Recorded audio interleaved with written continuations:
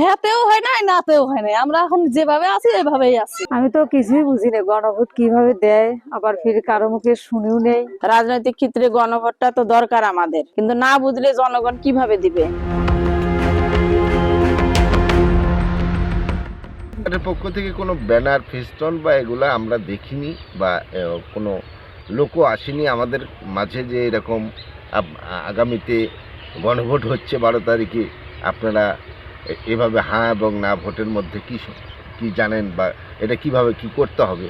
গণভোট বিষয়ে আমরা তো কিছু জানি না, এখানে কোনো মাইকিং টাইকিংও করে না, আমরা কিছু হলে গণভোট বুঝিও না, জানিও না। না, এখানে কোনো হলো শহরের লোক, এখানে কোনো মাইকিংও হয় নাই, কোনো প্রচার টচার কত কিছু হয় নাই, আমরা শহরের মধ্যে থাকি, কিছু আমরা জানি না। হ্যাঁতেও হয় নাই, নাতেও হয় নাই, আমরা এখন যেভাবে আছি এভাবেই আছি। এই ফাঁকে এলাকার মানুষ কয় ভোট ভোট তাই আমরা জানি, তাছাড়া তো আমরা কিছু জানি না।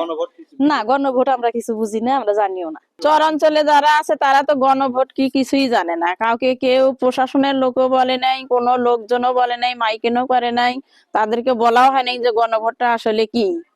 যারা জানে তারা তো গণভোট দিতেই পারবে, হ্যাঁ তো বা না। যার যেটা গণভোটটা হলো নিজের একান্তই অধিকার, আমি দেব, সেটা হ্যাঁ তো দিতে পারি, না তো দিতে পারি। প্রচার করা উচিত, কিন্তু সেরকম কোনো লোকজন এখানে আসে নাই, প্রচারের কোনো ব্যবস্থাও নাই।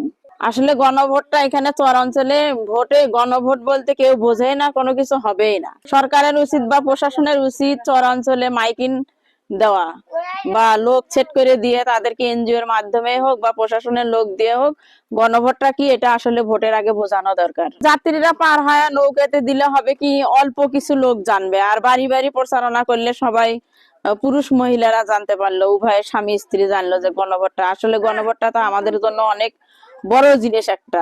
রাজনৈতিক ক্ষেত্রে গণভোটটা তো দরকার আমাদের, কিন্তু না বুঝলে জনগণ কিভাবে দিবে? আমি তো কিছুই বুঝি না গণভোট কিভাবে দেয়, আবার ফির কারো মুখে শুনেও নেই। চর এলাকার মানুষ গণভোট জানে, আমি তাহলে জানিই না।